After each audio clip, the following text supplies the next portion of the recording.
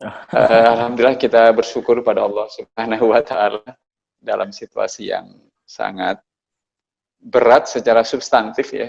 Walaupun sesungguhnya dalam kehidupan normal kita melihat masyarakat kembali beraktivitas normal, mudah-mudahan kita bisa melakukan banyak hal yang amat berarti bagi kehidupan kita semuanya. Saya merenung-renungkan tema kita ini gabungan dari tiga hal: peringatan Hari Kemerdekaan, pergantian tahun Hijriah, dan 31 tahun Al-Ibra, Ustazah, Bapak Ibu yang dirahmati Allah Subhanahu wa taala. Dalam pepatah Arab dikatakan ya'tika kulla ghadin bima fihi. Hari esok akan datang kepadamu dengan segala apa yang dimilikinya. Mudah-mudahan kita semuanya siap menghadapi segala hal yang hari demi hari hanya datang pada kita, pekan demi pekan dan tahun demi tahun hanya datang pada kita. Dan hari ini kita berhadapan dengan pandemi corona yang tidak hanya secara personal kita yang mengalami problema, tetapi bahkan edisi majalah Gatra pada bulan April 2020 menyebut 5 miliarder dunia atau 5 orang terkaya dunia yang kena dampak corona itu kehilangan uang rata-rata sebesar 300 triliun rupiah. Sangat besar sekali. Hadirin yang dirahmati Allah Subhanahu wa taala. Bentar, saya mau izin menggeser layar saya. Nah, biar. Yes, Jadi oleh karenanya saya ingin mengawali tema kali ini, walaupun kita dalam situasi yang sangat sulit, sambil nanti minta tolong teman-teman host atau Ustaz yang bertugas bisa mulai menampilkan slide saya, Ustaz, bahwa kesulitan ekonomi, kesulitan pendidikan yang kita hadapi ini mudah-mudahan tidak mengurangi komitmen kita untuk serius mendidik anak kita, kemudian serius juga bekerja, seperti yang saya kutipkan di depan itu, di layar, kesadaran terhebat yang harus kita miliki sebagai orang tua adalah apabila kita menyadari bahwa anak kita tidak mungkin bisa menjadi apapun esok hari jika kita tidak membantunya mempersiapkan apapun hari ini. Sekali lagi, kesadaran terhebat adalah ketika kita menyadari bahwa anak kita tidak mungkin bisa menjadi apapun esok hari jika kita tidak membantunya mempersiapkan apapun hari ini. Mudah-mudahan keputusan ayah bunda, bapak ibu, wali santri menitipkan putra-putrinya ke Al-Ibroh menjadi sebuah keputusan yang insya Allah akan mempengaruhi anak kita akan menjadi seperti apa. Dan begitu juga apa yang dilakukan oleh Al-Ibroh, Ustadz-Ustadzah seluruhnya, Ustadz Khalid, dan seluruh jajaran yang ada di yayasan dan di lembaga-lembaga atau unit pendidikan itu benar-benar bisa mempersiapkan anak-anak kita menjadi anak-anak yang bisa berhadapan dengan zamannya. Karena Ali bin Abi Thalib pernah mengatakan, "Adzibu auladakum fa innahum li zaman ghairi zamanikum." Didiklah anak-anak kalian fa innahu mahlukuna li zamanin ghairu zamanikum. Didiklah anak-anak kalian karena anak-anak kalian itu diciptakan oleh Allah Subhanahu wa taala untuk menghadapi zaman yang bukan lagi zaman kalian. Monggo Ustaz, bisa digeser slide-nya. Oleh karenanya, Bapak Ibu yang dirahmati Allah Subhanahu wa taala, mudah-mudahan ini sangat kita sadari pada saat kita kemudian melewati pergantian tahun Hijriah, kita juga memperingati momen kemerdekaan yang luar biasa dan ulang tahunnya Al-Ibroh. Di depan itu yang sedang kita lihat itu adalah peta perjalanan hijrah sahabat Rasul yang pertama ke Habasyah.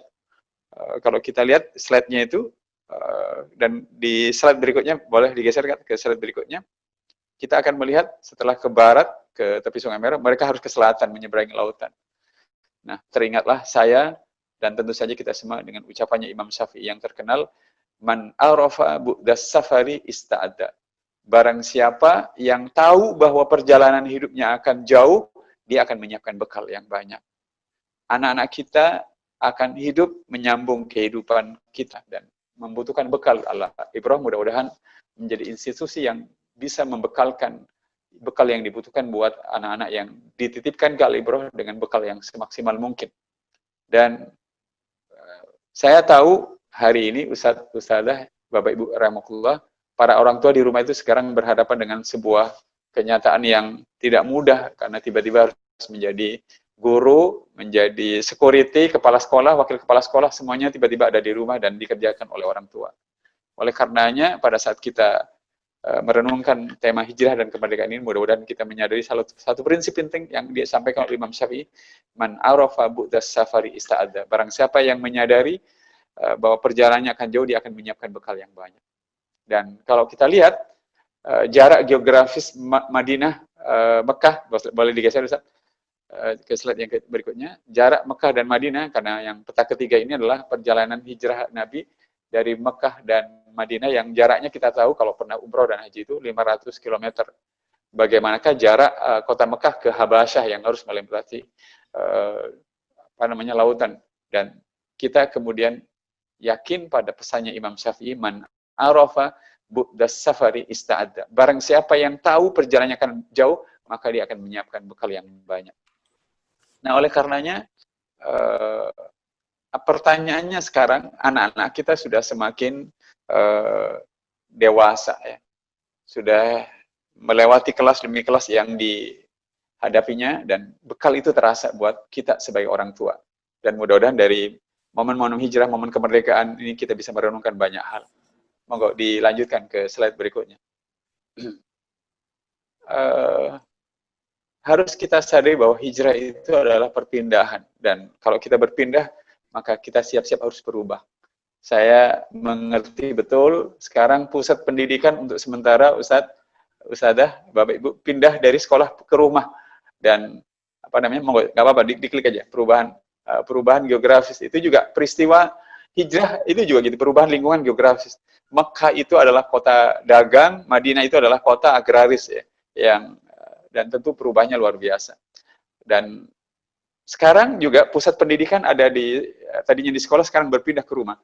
Beberapa temuan menyebutkan bahwa ketika secara geografis rumah itu menjadi pusat pendidikan, di mana orang tua menjadi pendidiknya dan segala macam, kita mulai menyadari betapa beberapa problema muncul. Satu, orang tua memiliki keterbatasan pengetahuan dan keahlian yang dibutuhkan untuk mendidik dan mengembangkan anak. Ya, itu satu. Yang kedua, orang tua mulai mengalami problema keterbatasan ketersediaan sarana.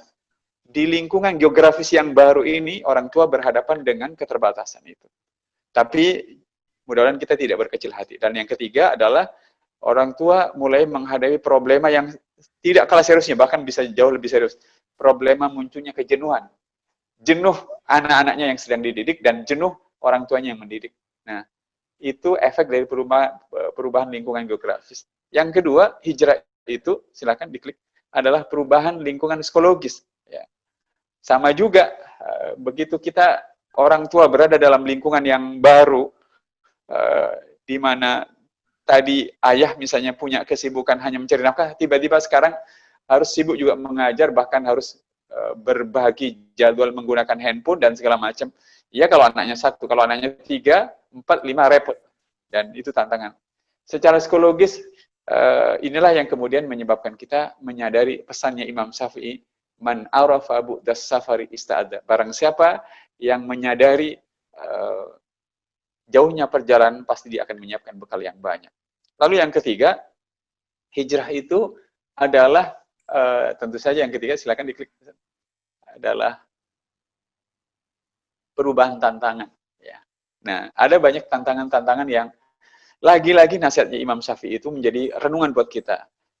Bapak Ibu, Ustadz Ustadzah, bahkan sekarang Al-Ibroh harus menyadari kenyataan baru bahwa kalau siswanya Al-Ibroh itu 500, sekarang siswanya Ibroh bisa menjadi 1000, bahkan 1500, karena satu anak punya 2 orang tua, ayah dan ibu. Semuanya pada nanya ke sekolah selain anaknya yang nanya ke sekolah. Sangat luar biasa. Tantangannya sangat luar biasa, dan oleh karenanya membutuhkan kualitas sumber daya yang sangat baik. Lalu yang keempat, hijrah itu pada kenyataannya akan menuntut perubahan kualitas sumber daya manusia. Di lokasi yang baru, ini peristiwa hijrah yang sangat unik. Ketika Nabi baru saja berpindah sampai di Madinah, Rasulullah SAW mempersaudarakan sahabat-sahabat yang Muhajirin dengan Ansar, dan oleh karenanya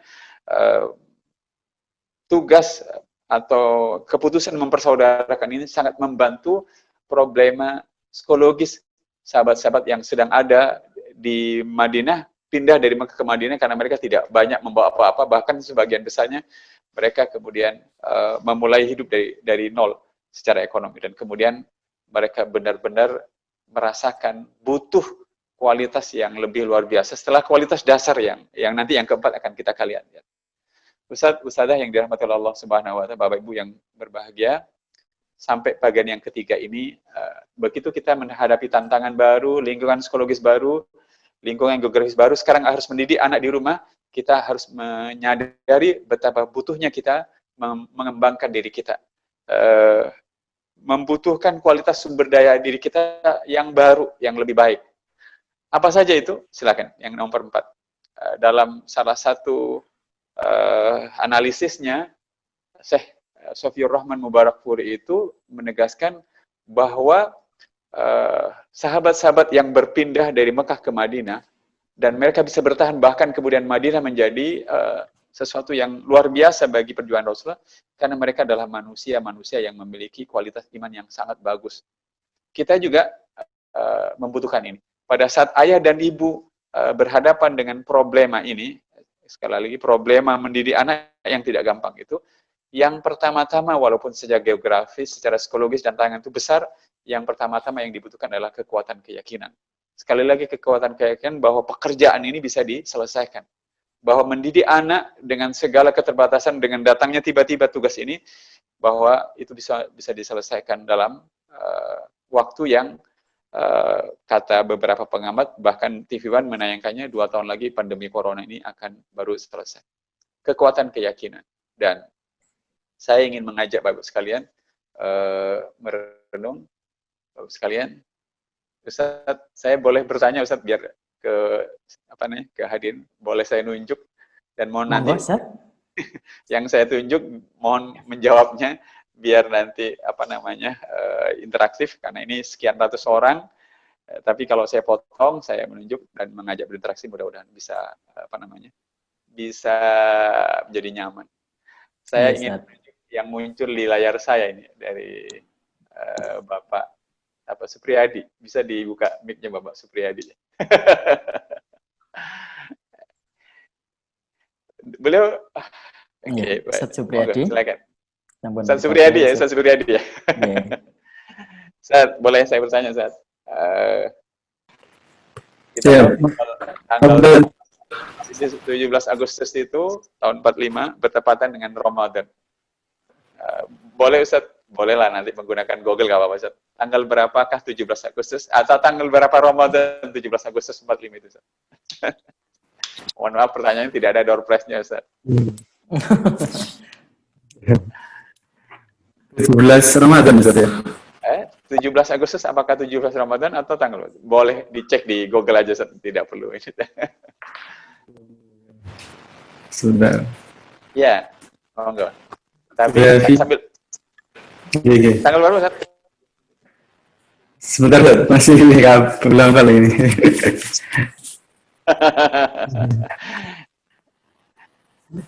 Tanggal berapa? Boleh Ustaz? Saya tunggu sambil saya ngomong, nanti bisa diselat ya. Jadi itu 17 Agustus bertepatan dengan Ramadan. Tapi yang mau saya sampaikan soal iman tadi ya. Soal iman. Mudah-mudahan ini menjadi renungan berharga. Jadi pada saat tanggal 1 Agustus, Soekarno, Hatta, dan Syahrir itu pergi ke Vietnam menghadap Jenderal Terauchi. Di sana Jenderal Terauchi itu menyampaikan bahwa janji Jepang untuk memberikan kemerdekaan kepada bangsa Indonesia akan direalisir pada tanggal 28 Agustus. Pada tanggal 28 Agustus.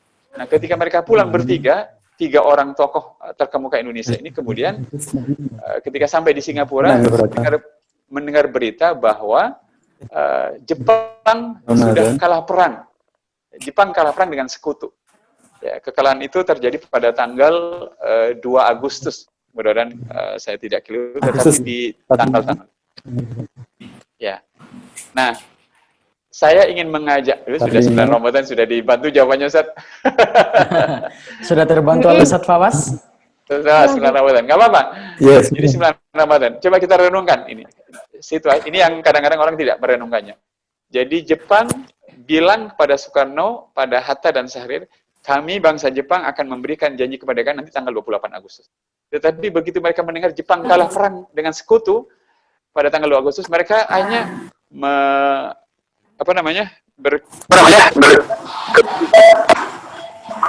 ya. Mengapa harus menunggu tanggal 28 Agustus? Sekali lagi, mengapa harus menunggu 28? Tidak sebelum itu. Dan kita tahu kan, pada tanggal 9 Ramadan atau tanggal 7 Agustus itu kita memproklamasikan kemerdekaan. Saya ingin mengajak hadirin merenung. Ustadz Supriyadi bisa menjawab. Apakah waktu Jepang kalah dengan sekutu pada awal Agustus 45 itu, kekalahan Jepang pada sekutu itu terjadi di Nusantara atau di luar Nusantara, Ustaz?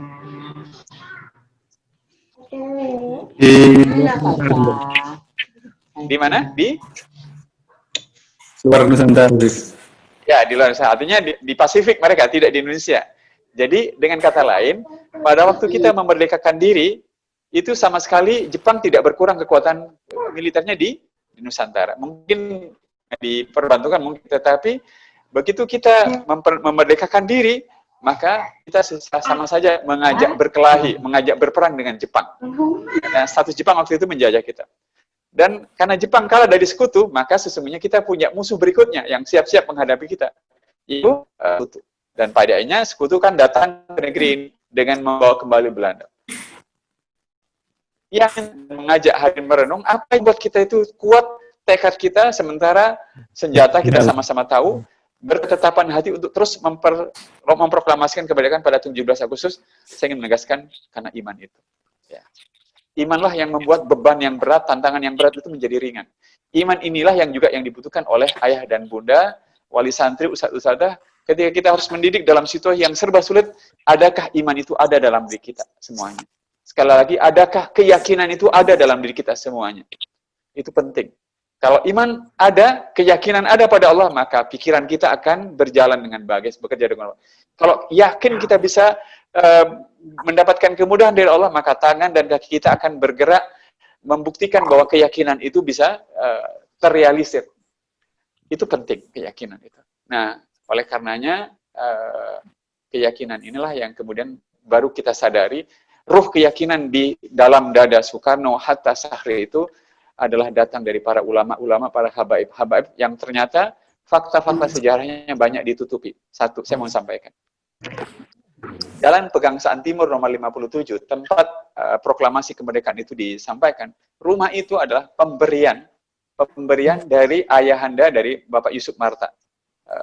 Yusuf Marta kita tahu adalah seorang tokoh dalam gerakan pembela fatwa ulama yang terkenal itu.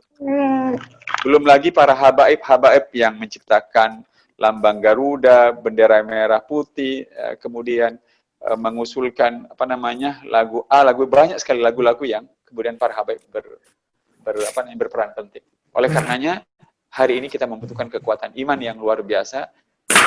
Yakin bahwa mendidik ini akan menghasilkan anak-anak yang berkualitas, dan kalaulah kita membayarnya dengan bekerja melewati hari-hari yang melelahkan, tapi dengan keyakinan itu Allah menyebut innallaha ma'as-sabirin. Allah bersama orang-orang yang sabar melewati hari-harinya dengan tugas-tugas pendidikan. Tadi saya mengajak hadirin sekalian merenungkan soal iman pada momen kemerdekaan. Tapi sekarang bergeser sedikit pada momen-momen hijrah, di mana lewat hijrah ini kita bisa belajar kekuatan iman. Dalam tafsir Ibnu Katsir, ketika beliau menafsirkan surat kedua ayat 208, mudah-mudahan ada ustadz yang hafid yang bisa membantu saya. Ayat ini tentang ayat ini turun tentang pengorbanan dari seorang sahabat yang sangat menakjubkan, Suhaib bin Sinan Ar-Rumi. Jadi ketika Suhaib bin Sinan Ar-Rumi ini hendak hijrah, tiba-tiba di perbatasan Mekah, sudah masuk mau keluar kota, tiba-tiba beliau dihadang. Lalu Suhaib tahu bahwa mereka itu ingin menghalangi dia berangkat hijrah ke Madinah. Lalu dia menantang, apa yang kalian hendaki dariku? Kalian tahu kan, aku ini adalah orang yang bisa memainkan pedang dan tombak dan panah. Ya. Kalau kalian menghalangi, akan aku hadapi kalian dengan pedangku, tombakku, dan panahku. Tapi kalau kalian sekedar ingin mengambil hartaku, ambillah seluruhnya. Tapi izinkan aku untuk pergi ke Madinah. Dan rupanya tawaran kedua dari Suhaib ini diterima. Dan begitu dia berangkat ke Madinah, dia statusnya sudah tidak punya apa-apa, nol. Kalau sekarang rekeningnya sudah nol, dikuras habis, semuanya habis. Begitu sampai di Madinah, belum masuk masjid, tiba-tiba sejumlah sahabat kemudian mengatakan, beruntunglah perniagaanmu wahai Suhaib, beruntunglah perniagaanmu wahai Suhaib. Sahabat ini kaget, kenapa sampai beberapa sahabat Rasul itu mengatakan kepada dia, kenapa beruntung ya? Lalu kemudian sahabat-sahabat mengatakan, Allah menurunkan ayat berkaitan dengan pengorbananmu, yang bunyi ayat itu adalah wa minan nasi may yashri nafsahu ibtigha'a mardatillah. Sebagian manusia ada yang mengorbankan dirinya untuk mencari karunia Allah Subhanahu wa taala. Nah, sekarang apakah kita yakin bahwa dengan mengorbankan waktu kita untuk anak kita, ustadz-ustadzah mengorbankan waktunya untuk menunaikan amanah, mendidik dan segala macam, pengorbanan itu keringat demi keringat, tetesan demi tetesan, tangisan, detik demi detik itu akan dibalas oleh Allah Subhanahu wa taala. Dan oleh karena kekuatan keyakinan itu membuat kita kuat belajar, kuat mendidik, kuat membaca buku, kuat melakukan tugas-tugas yang melekat di pundak kita masing-masing. Keyakinan itu benar-benar menggerakkan seseorang untuk berbuat sesuatu. Jadi kalau dibalik, Ustadz-ustadzah, Bapak Ibu rahimakumullah, kenapa kita tidak kuat beribadah, tidak kuat belajar, kenapa kita tidak kuat mendidik dan segala macam? Iman itu belum benar-benar mengakar, dan karena belum mengakar, tidak punya daya gerak kepada kita semuanya yang memiliki iman itu. Oleh karenanya dalam surat 49, pada ayat ke-13 Allah Subhanahu wa taala menggambarkan iman yang masih di permukaan dengan firman-Nya, A'udzubillahi minasyaitonir rajim, bismillahirrahmanirrahim. Qalatil a'rabu amanna. Datanglah orang Arab Badui dan mengatakan, Muhammad, saya beriman. Lalu Allah menyanggah dengan ayat itu, Qul lam tu'minu. Katakan pada dia, Muhammad, dia belum beriman. Walamma yadkhulul imanu fi qulubikum. Karena iman itu belum masuk ke dalam dadanya. Jadi saya berharap Ustadzah, problema pandemi corona ini tidak semata-mata kita hadapi dengan memperlengkapi diri dengan perangkat teknologi dan segala macam, tetapi hal yang paling fundamental adalah memperlengkapi kita sebagai guru, sebagai orang tua, dengan kekuatan iman yang lebih kita dalamkan, karena daya geraknya sangat menakjubkan. Sekali lagi, karena daya geraknya sangat menakjubkan. Dan saya yakin Al-Ibrah yang sudah 31 tahun itu ketika didirikan, modal terbesarnya adalah modal keyakinan, modal keimanan bahwa apabila bekerja keras menolong agama Allah di bidang pendidikan, insya Allah Allah akan menolong kita semuanya. Gitu. Nah, dalam slide saya yang tadi, yang terakhir mohon ditampilkan lagi. Jadi yang pertama yang membuat hijrah itu bisa berjalan baik, baik dari Mekah ke Habasyah maupun Mekah ke Madinah, sekali lagi adalah kekuatan keyakinan, kekuatan iman. Nah, yang begitu juga para sahabat-sahabat yang berpindah, sekali lagi dalam peristiwa hijrah dari Mekah ke Madinah. Begitu juga ketika kita memperjuangkan kemerdekaan, kita menyadari sekali bahwa para pemimpin kita itu memiliki kekuatan iman yang menakjubkan. Yang kedua, Syekh Sofiyur Rahman dalam kitabnya Sirah Nabawi menyebut kenapa sahabat itu bisa sanggup bertahan dan berjuang seberat itu, karena mereka memiliki pegangan yang kuat pada Al-Quran. Mari kita renungkan Ustadz-ustadzah firman Allah di dalam surat ke-73 ayat ke-20.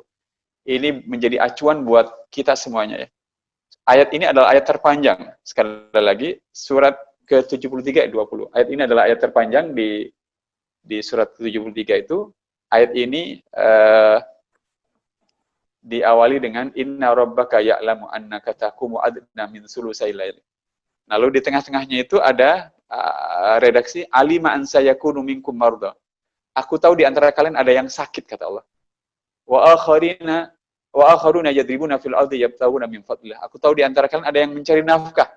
Mencari nafkah mungkin dengan cara menjadi guru, dengan segala macam, mendidik dan segala macam. Lalu yang ketiga, wa akharuna yuqatiluna fi sabilillah. Dan di antara kalian ada yang berperang. Nah, Allah minta kepada kita yang sedang sakit atau yang sedang mencari nafkah dan atau yang berjuang itu dengan firman-Nya faqra'u ma yassara minhu. bacalah yang mudah dari Al-Quran. Ya. Saya ingin mengajak Bapak Ibu sekalian, Ustadz Supriyadi bisa nyambung dengan saya? Oke, Ustadz. Bisa dibuka dulu Ustadz Supriyadi. Ya, sampun. Ustadz, tolong sebutkan satu nama Ustadz untuk saya tunjuk Ustadz untuk menjawab pertanyaan saya.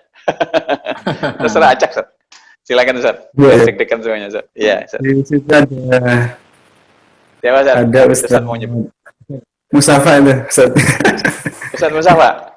Boleh Ustadz, hostnya minta tolong disorot Ustadz Mustafa dan mic-nya bisa dibuka, saya akan sampaikan pertanyaan saya. Ya. Silakan. Sudah? Ustadz Mustafa? Sudah dibuka? Mic-nya Ustadz Mustafa bisa di-on-kan dahulu Ustadz. Oke, tayo. Sudah. Monggo Ustadz Arkom. Assalamualaikum. Waalaikumsalam warahmatullahi wabarakatuh. Ya, Ustadz Mustafa, Ustadz, kira-kira kenapa Allah Subhanahu wa taala menyuruh kepada orang yang sakit, orang yang berbisnis dan kepada orang yang perang itu untuk membaca Al-Qur'an? Monggo Ustadz disampaikan renungannya Ustadz. Kalau sepemahaman saya itu adalah Al-Qur'an itu bukan hanya sebagai firman Allah. Ya, benar. Halo? Halo, Putus Ustadz. ya? Kendala sinyal mungkin? Mungkin, ya. Ya, sambil nunggu beliau saya sambung. Jadi, Al-Quran memang bukan hanya firman Allah, tetapi dia adalah bacaan yang mesti kita baca yang menghubungkan kita dengan Allah Subhanahu wa taala. Saya ingin kutipkan tentara yang paling ditakuti di dunia karena kelengkapan senjata militernya itu Israel. Ya, negara kecil tetapi duitnya banyak ya, dan belanja militernya menakjubkan. Tetapi tentara Israel itu paling takut dengan tentara Hamas. Tentara Hamas itu Ustaz, kayaknya kalau guru-guru bilang itu berpulang menjadi tentara Hamas ya. Tentara Hamas itu adalah tentara pasukan Hamas itu yang syarat minimalnya untuk menjadi tentara Hamas itu punya hafalan minimal 17 juz. Dan maksimal tentu saja 30 juz. Pertanyaannya adalah, apa fungsi hafalan Quran bagi tentara itu? Nah, tentara itu adalah orang yang dengan profesinya itu paling sering mengalami ketidakpastian dalam hidup karena sering berperang. Ya. Kapan musuh menyerang, kapan ranjau akan meledak, dan segala macam. Dengan memiliki hafalan, mereka bisa menenangkan dirinya setiap saat karena membaca Al-Quran itu mendapatkan anugerah ketenangan dari Allah, sehingga dalam situasi yang paling tidak menentu gejolaknya, mereka bisa terus-menerus bisa menenangkan diri dengan Al-Quranul Karim yang dibacanya itu. Itu hal yang mendasar. Nah, sahabat yang berpindah dari Mekah ke Madinah, atau dari Mekah ke Habasyah, jaraknya begitu jauh, hidupnya situasi hidup tidak menentu, dengan memiliki Al-Quran di dadanya, mereka tidak otomatis menjadi orang yang tersedia makanan setiap saat, langit menurunkan buah, enggak, Allah yang akan mengatur. Tetapi dengan seketika begitu mereka membaca Al-Quran, hati itu menjadi tenang. Sakinah Allah turunkan. Saya jadi ingat sebuah kitab yang berjudul La Tahzan Inna Ma'al Usri Yusran. Maknanya sakinah itu adalah ketenangan yang apabila turun pada dada manusia itu, maka rasa takut, khawatir, keraguan-raguan akan hilang gara-gara sakinah, ketenangan yang turun itu. Nah, orang yang mendidik seperti saya, Ustadz di Al-Biroh, para orang tua di sini, kalau mendapatkan ketenangan dengan membaca Al-Quran, maka kekhawatiran, keraguan-raguan, ketakutan, kesedihan akan sirna, dan dia berkonsentrasi bagaimana tugas mendidiknya itu bisa dikerjakan dengan cara yang sangat luar biasa. Itu mahal sekali. Dan mudah-mudahan yang kedua selalu menjadi bekal. Di tengah-tengah situasi yang terus seperti ini, jangan berhenti membaca Al-Quran. Bukan bacaannya saja yang kita butuhkan, tetapi begitu kita semakin banyak membaca Al-Quran, maka kemudian sakinah semakin diturunkan oleh Allah Subhanahu wa taala, dan begitu sakinah, ketenangan yang turun, kata Syekh Muhammad Abdul Ati Al-Bukhairi dalam kitab La Tahzan, begitu sakinah turun, maka ketakutan akan sirna, kekhawatiran akan sirna, keraguan-raguan akan hilang, tentu saja akan berganti dengan optimisme. Itu yang itu, oleh karena yang kedua, bekalilah diri kita buat teman-teman di Al-Biroh, Ustadz Khalid dan semua Ustadz yang sedang terus membawa Al-Biroh menjadi ini, dengan terus-menerus tidak pernah berhenti berinteraksi dengan Al-Quran, membacanya dan tentu saja mengamalkannya akan mendatangkan sakinah yang luar biasa, memperkuat mental, jiwa dan diri kita menghadapi semua tantangan-tantangan kehidupan.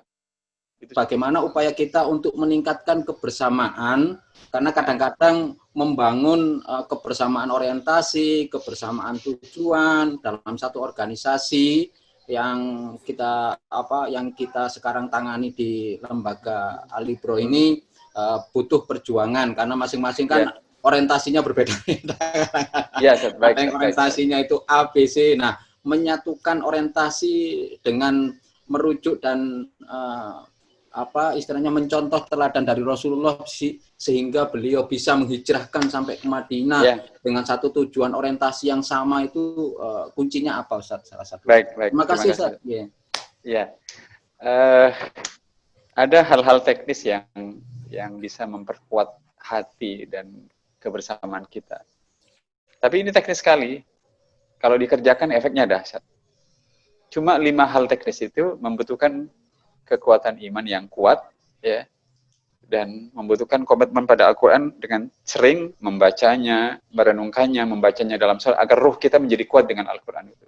Karena beban Alibro itu semakin berat, Ustaz Mustafa. Ya? Jadi semakin bertambah berat, bertambah banyak yang ditangani, maka iman harus diperkuat. Komitmen dengan Al-Quran itu harus ditingkatkan. Warzuqni tilawatahu ana al-laili wa atrafan nahar, memohon agar Al-Quran itu bisa kita baca sepanjang siang malam, kita amalkan siang malam, itu harus lebih kuat. Karena bebannya jauh lebih banyak, Ustaz. Kemudian moralitas juga kita, kalau level kesabaran kita pada saat ini, misalnya kalau pada Alibro belum punya SMIT 60, maka begitu punya SMIT, harus mulai sekarang sudah naik ke 70-80 begitu. Begitu juga komitmen optimismenya misalnya sekarang berada di angka 60, nanti begitu Alibro mau SMIT harus naik ke 70 begitu. Jadi yang tidak kita sadari seringkali, Ustaz, hal-hal yang sudah kita punya itu berada di level yang belum bisa cukup untuk menopang beban perjuangan yang berikutnya.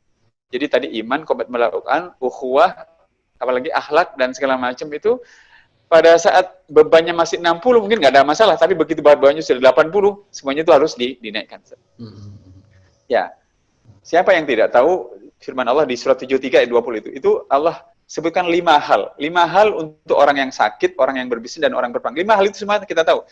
Yaitu baca yang mudah di Al-Quran, ruku dan sujud, sholat, infak, zakat, infak, istighfar. Semuanya tahu. Tapi kita semuanya sepakat. Dalam situasi di mana orang sakitnya bertambah parah, orang lebih membutuhkan 5 hal itu meningkat tajam. Dalam situasi di mana berbisnis itu jauh lebih sulit, maka 5 hal itu harus dikerjakan lebih luar biasa. Sama juga ketika perang itu betul-betul memasuki fase-fase yang sangat berat, 5 hal itu butuh dikerjakan jauh lebih berkualitas. Itu yang saya maksudkan. Nah, Alibro juga begitu menghadapi tantangan yang luar biasa. Padahal sudah dilakukan. Kenapa? Jangan-jangan bukan hal-hal teknisnya yang tidak diketahui, tetapi penggerak hal-hal teknis itu, iman, komitmen melakukan itu tidak dikerjakan dengan lebih dalam. Tapi asumsinya saya menyepakati dengan Ustaz Mustafa bahwa hal-hal dasar sudah dikerjakan. Saya mau sekali 5 hal. 5 hal yang bisa menyatukan hati dan bisa membuat kita ini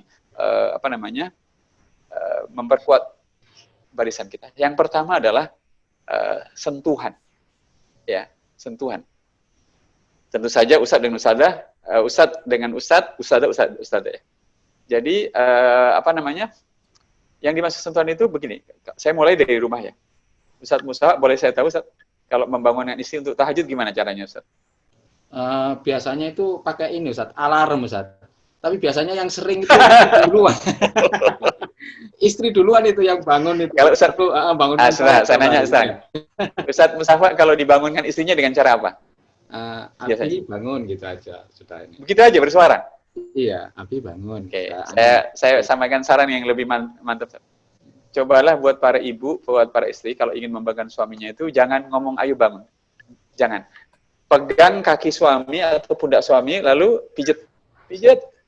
Sedikit aja. Ya, benar itu. Itu sentuhan yang saya maksud.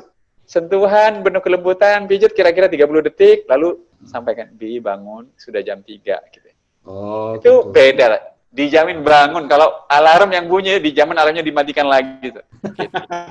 Istri saya sampai tersenyum, Ustaz. Satu itu, Ustaz ya.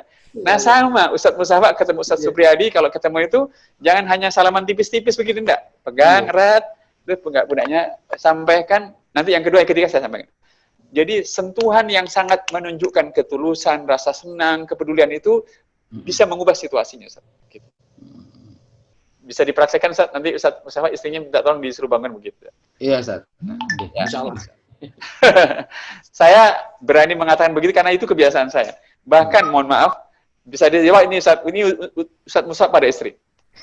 Boleh saya tahu, Ustadz Musafa untuk istrinya, ya mohon maaf, ini tidak porno, enggak.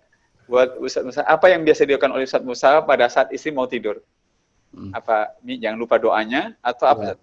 Mohon maaf, ini tidak porno, enggak? Enggak. Biasanya itu sebelum tidur itu kita bersih dengan doa itu, Ustaz.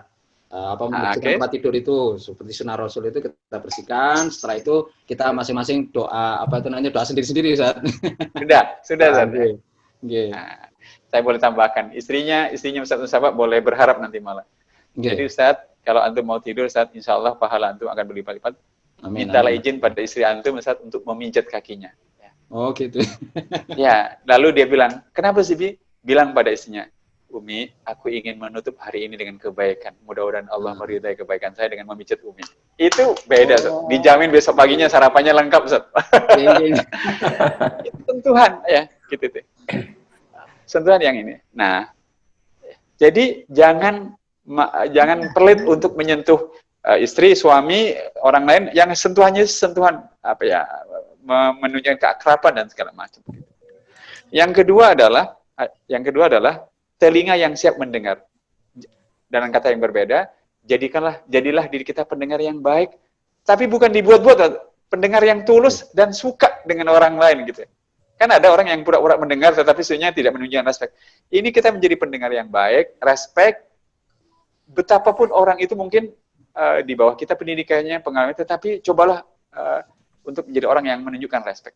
Ada satu cara, Ustaz, agar kita selalu respek pada orang lain. Walaupun orang lain mungkin lebih muda dari kita, lebih sedikit pengalaman. Ada satu cara, yaitu temukanlah satu saja keunggulan pada orang lain, walaupun dia banyak kekurangan, dan berilah penghargaan 100% atas dia. Ya. Jadi, kalau saya berhadapan dengan Ustaz Supriyadi, misalnya, mohon maaf, Ustaz Supriyadi, saya misalnya bergelar profesor, Ustaz Supriyadi sarjana misalnya, ya, maka saya berusaha menemukan satu keunggulan Ustaz Supriyadi, ya, dan di keunggulan itu yang beliau miliki, yang lain mungkin beliau tidak punya, saya berikan penghargaan 100% dari saya. Itu orang akan bisa menghargai orang lain dengan sangat bagus. Satu, sentuhan, mudah-mudahan nanti malam dipraktekkan Ustaz Supriyadi juga.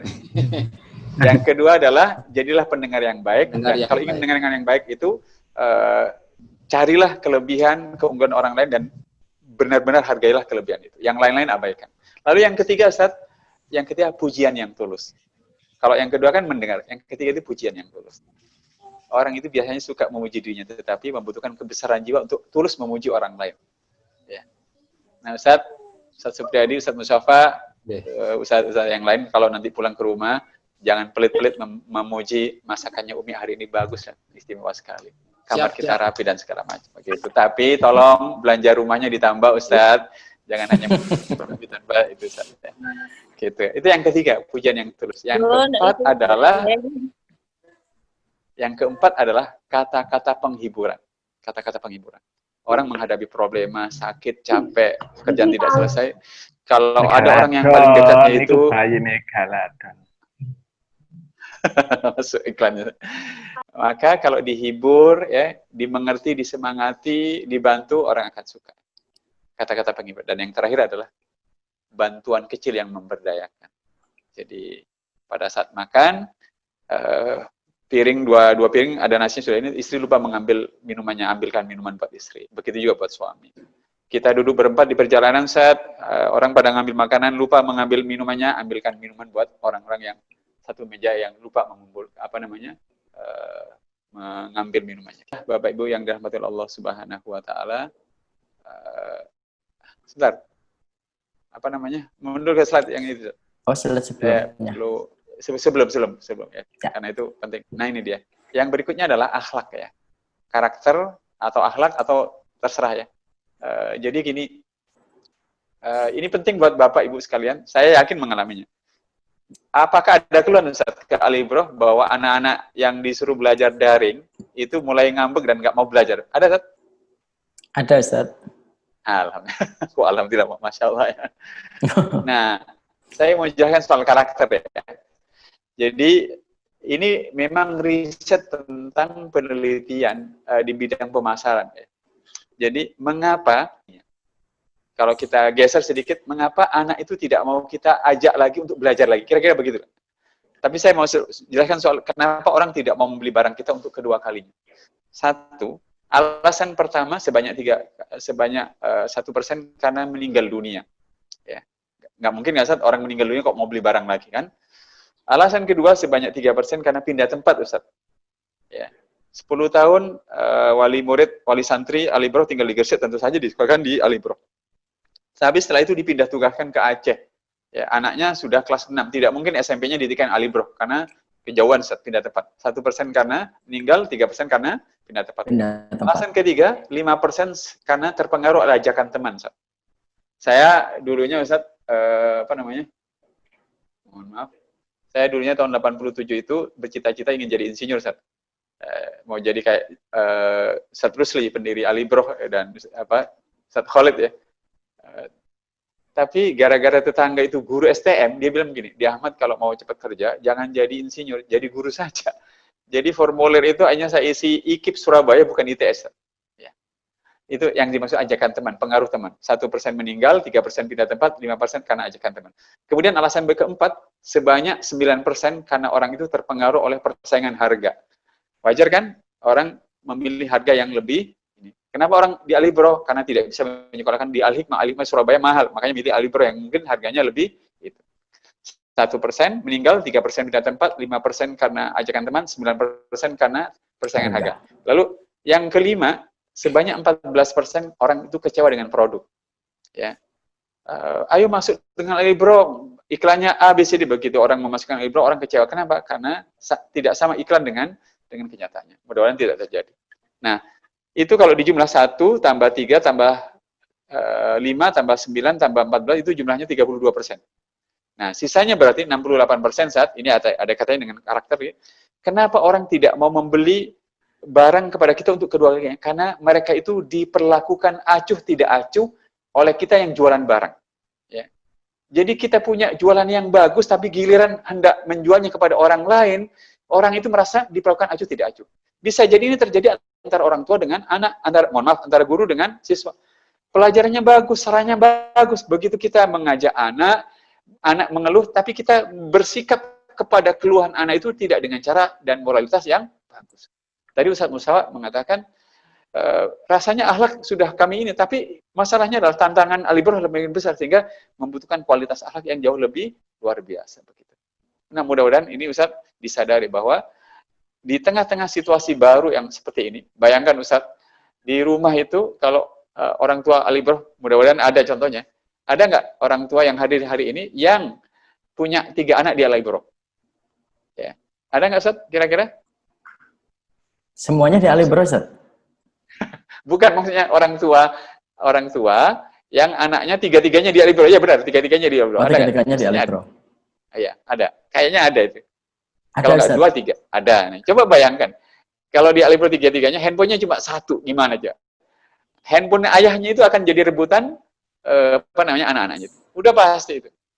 Dan kalau itu keadaannya, terasalah orang tua itu membutuhkan moral yang lebih dalam, sabarnya lebih lebih disabarkan, empatinya lebih ditingkatkan, kemudian macam-macamnya lebih ditingkatkan. Itu yang saya maksud dengan akhlak dan moral.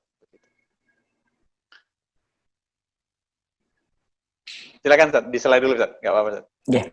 Ini ada beberapa pertanyaan dari murid Ustaz. Iya, silakan. Ada di kolom chat. Sebentar saya bacakan. Kalau tadi ada dari SMP sudah, dari SD juga sudah. Ini ada dari wali murid, dari atas nama Pak Suhartoko. Iya, silakan. Pertanyaan untuk Ustadz Ahmad Arkom. Di musim pandemi COVID COVID-19 ini, kita sadari bahwa model pembelajaran daring bukanlah pilihan ideal dan utama, tapi keterpaksaan. Ini juga diakui Mas Mendikbud untuk bekal pengelola lembaga pendidikan, terutama teman-teman guru ustadz ustadzah, sistem dan metodologi yang bagaimana yang layak diterapkan dalam proses pembelajaran di masa pandemi saat ini. Slide berikutnya itu akan menjawab pertanyaan ini. Tolong digeser satu demi satu, sambil nanti saya komentari. Ya, coba kita lihat, lewati ini, Ustaz. Ini juga lewati dengan cepat. Ada lewati dulu, Ustaz. Nah, ini ada riset. Kebetulan yang riset ini teman saya di sebentar, slide sebelum ini, Ustaz. Riset yang meriset tentang work from home. Dr.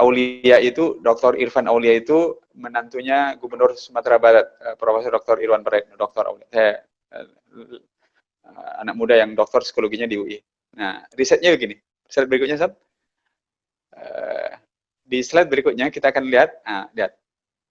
Apakah orang, bisa dibaca itu, ternyata orang menjadi produktif. Ini orang yang bekerja dari rumah. Sebelum saya nanti menjawab pertanyaan pendidikan seperti apa ya. Ternyata orang yang mengaku bahagia bekerja di rumah itu sebanyak berapa persen, Ustaz? Cuma sekitar 36% ya, Ustaz ya. Selebihnya kebahagiaan sedang dan merasa tidak bahagia. Dengan kata lain, benar. Tadi pertanyaan yang disampaikan memang soal kebahagiaan saja orang juga tidak merasa bahagia bekerja di rumah karena keterbatasan berbagai hal. Berikutnya, silakan. Di slide berikutnya, kita akan menemukan fakta. Sudah, nggak apa-apa. Saya mau lanjutkan.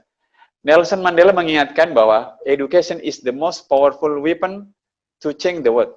Pendidikan adalah senjata paling ampuh untuk mengubah dunia. Jadi orang tua, ustadz-ustadzah di Al-Ibro dan kita semua harus sadar bahwa proses pendidikan yang sedang kita jalani, entah sekarang kita sedang lagi berpindah ke rumah dan segala itu senjata yang paling luar biasa. Hanya saja kita memang menghadapi berbagai kendala. Kalau kita ingin mengubah dunia kehidupan anak kita tidak kecuali melalui pendidikan. Begitu. Slide berikutnya, Ustaz. Seorang Presiden Amerika Serikat, John F. Kennedy, juga menegaskan kemajuan kita sebagai bangsa tidak bisa lebih cepat daripada kemajuan kita dalam pendidikan. Sama juga berarti, kemajuan karir, kualitas kebahagiaan anak-anak kita dan kita itu tidak akan pernah melebihi kualitas pendidikan yang kita terima, yang kita jalani. Tentu pendidikan yang kita terima itu sekolah Al-Ibro, pendidikan di Majelis Taklim di mana, di masjid, training di kantor, dan kalau semua pendidikan itu kualitasnya bagus, termasuk ibadah harian yang kita kerjakan, maka kualitas kemajuan kehidupan kita akan sangat berbeda. Berikutnya, Ustaz. Nah, ini dia. Saya ingin berhenti di sini, Ustaz, atas pertanyaan tadi. Umar bin Khattab itu punya prinsip ini. Al-ajizu man ajaza an siyasati nafsi. Orang yang lemah adalah orang yang lemah dalam mengatur dirinya sendiri. Jadi saya nitip kepada Bapak Ibu sekalian, agar anak-anak kita itu efektif menjalani proses pendidikan di rumah, satu. Harus dijaga penting nih. Anak-anak kita, sebagaimana kita yang dewasa itu punya kesenangan makan, minum, istirahat, tidur, menonton, dan segala macam. Ini kalau bisa dibantu dikelola anak-anak kita, dikelola sehingga dia bisa mengaturnya dengan baik dan kita bisa membantu mengaturnya, maka proses pendidikan darinya akan berjalan dengan bagus. Seringkali kendala pendidikan orang tua untuk membuat anak nyaman mengikuti pendidikan daring karena ini tidak diterapkan dengan baik. Jadi kalau orang tidak bisa mengatur makan, minum, istirahat, menonton, dan bermain-main, itu buyar yang lain-lain. Begitu. Oleh karenanya, bantulah diri kita dan anak kita agar dia mengatur dirinya sendiri. Apa yang perlu diatur? Terutama keinginannya, hawa nafsunya ya. Keinginannya, ingin makan, minum, istirahat, main-main, dan segala itu diatur. Boleh, tetapi harus harus terkendali dengan bagus. Islam hanya mengatakannya jangan berlebihan. Ya. Ustaz, saya punya cucu namanya Gaza. Jadi Gaza ini, aduh ya Allah, lengket dengan ini, Ustaz. Dia sukanya kan mobil-mobilan gitu, Ustaz. Jadi udah bisa dibayangkan, lengket. Jadi dia handphonenya ibunya itu kemudian dipakai untuk ini. Begitu diajak, diambil itu nangis. Nah, ternyata anak saya, ibunya Gaza ini punya cara. Dia mengontrak Gaza untuk sholat dulu baru boleh gitu. Dan ternyata bisa Gaza itu. Jadi dia ikut sholat bersama ayah dan ibunya, lalu kemudian bisa nonton. Gitu. Jadi carilah cara Bapak Ibu di rumah agar anak-anak kita ketika mau makan, mau minum, mau nonton macam-macam, boleh dia itu, tetapi bantu agar dia bisa mengatur diri dengan baik. Caranya mengatur diri dengan baik, mungkin bikin kontrak, bikin perjanjian, boleh main-main setelah tugas ini selesai dan segala macam gitu. Sehingga mereka tahu gitu. Dan bahwa belajar macam itu cara yang harus mereka lewati untuk memajukan hidupnya, dan memang tidak nyaman, tetapi kalau bisa dijelaskan bahwa ketidaknyamanan itu akan sedikit demi sedikit membantu dia menjadi lebih berkembang, insya Allah dia akan mulai menerima mengatur dirinya dengan sebaik-baiknya. Slide berikutnya, Ustaz.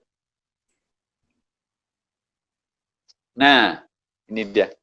Mudah-mudahan ini menjadi kenapa anak gagal dalam pendidikannya, baik di rumah, di sekolah, di SD dan sebagainya. Satu problemnya adalah anak tidak memiliki kontrol dan kendali diri yang bagus. Sudah saya singgung tadi pertama.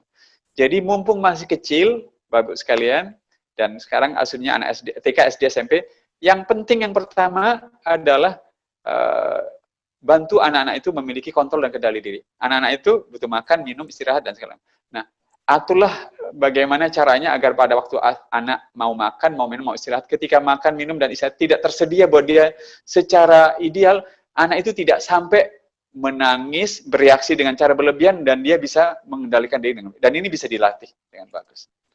Ustadz, Bapak Ibu mungkin pernah bertemu kan dengan seorang anak kecil, ketika bertamu dengan kita, begitu dia tidak tersedia makannya, minumnya, susunya, wah dia berontak habis-habisan. Itu salah satu tanda bahwa anak itu tidak bisa dibantu, diatur kendali dan kontrol dirinya. Yang kedua, anak itu tidak memiliki rasa percaya diri. Nah, oleh karenanya berbagai kegiatan-kegiatan di rumah, menyapu, mencuci, ya, kemudian menyelesaikan PR dan segala macam, adalah sarana-sarana yang membuat anak semakin percaya pada dirinya sendiri. Dan oleh karenanya orang tua tidak boleh sering-sering memvonis. Berikan saja kelapangan dada dan memaafkan dan makmuli bahwa kesalahan yang dibuatnya adalah proses untuk membuat dia menjadi semakin matang. Toleransi kesalahannya, tetapi bimbinglah dia agar semakin baik dalam menunaikan tugas-tugasnya, sehingga dia menjadi semakin percaya pada dirinya, bisa berkembang dan tidak dipotong, dikritik dengan cara menghancurkan, membuat anak itu tidak berhasil. Begitu juga rasa ingin tahu. Nah, ini saya ingin menyampaikan, belajar itu akan menjadi sangat luar biasa kalau rasa ingin tahu itu sudah bisa ditumbuhkan dari dalam diri anak kita. Itu penting.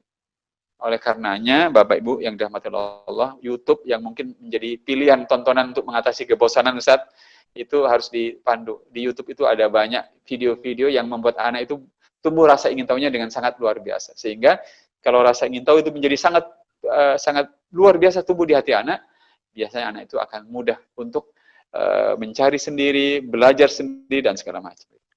Hal-hal yang saya tampilkan satu slide ini adalah hal-hal yang fundamental, yang kalau secara dini bisa dikerjakan dan diberikan kepada anak di rumah maupun di sekolah, pada usia sekarang itu, orang tua akan sangat lega nanti, begitu anak itu melewati saat harus berpisah dari orang tuanya, dipesantrenkan di sanawiyah, aliyah, di luar kota, orang tua tidak akan khawatir karena hal-hal yang saya sebutkan ini sudah dimiliki dengan sangat bagus oleh orang tua.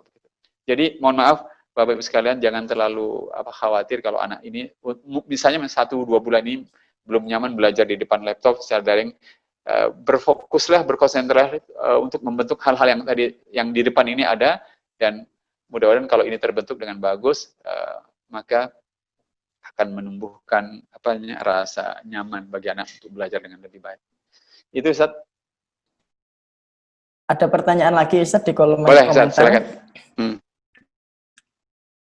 Ini belum terinem namanya, tapi insya Allah dari wali murid juga ini, dari wali murid SMP IT.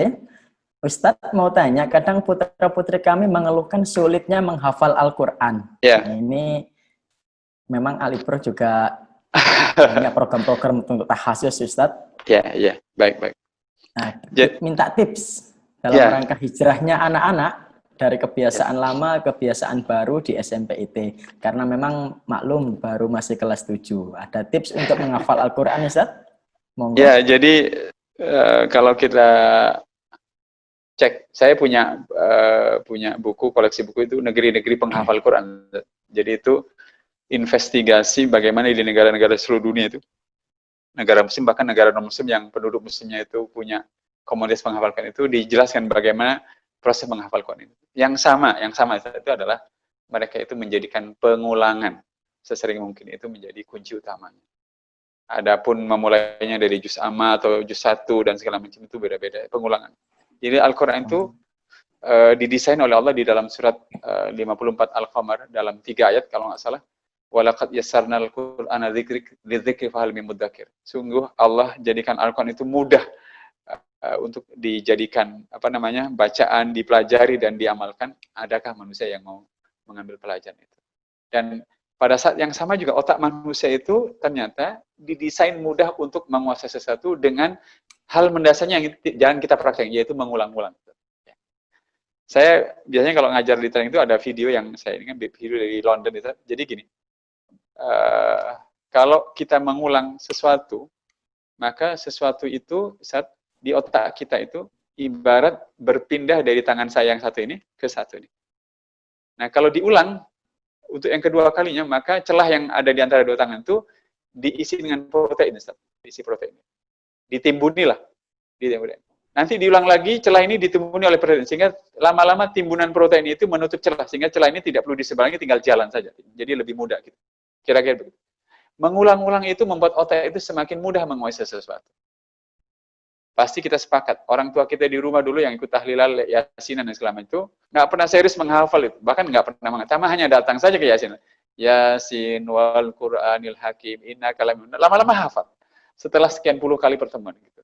Nah, jadi gunakanlah pengulangan itu sebagai sebuah cara untuk memperkuat hafalan. Nah, jadi teknisnya begini, Bu. Pada waktu kita membaca satu halaman itu, ada yang mengatakan bagilah 3 halaman, bagi 3 bagian atau 4 bagian. Setiap bagiannya itu bacalah dan jangan memaksa menghafal. Bacalah saja diulang. Nanti di ulangan, para ahli mengatakan 40 kali ulangan. Biasanya di ulangan ke-10, di ulangan ke-11, 15 itu sudah nyantol semuanya di pikiran kita. Itu ajaibnya otak manusia. Kalau tidak percaya silahkan dicoba. Kalau tidak bisa, tolong saya dikontak, saya berani membayar ganti ruginya dengan memberikan uang 50.000. Demi Allah itu. Dengan mengulang-ulang itu akan otak kita itu didesain bisa mengikat apa yang diulang-ulang oleh memori kita. Itu hal mendasar.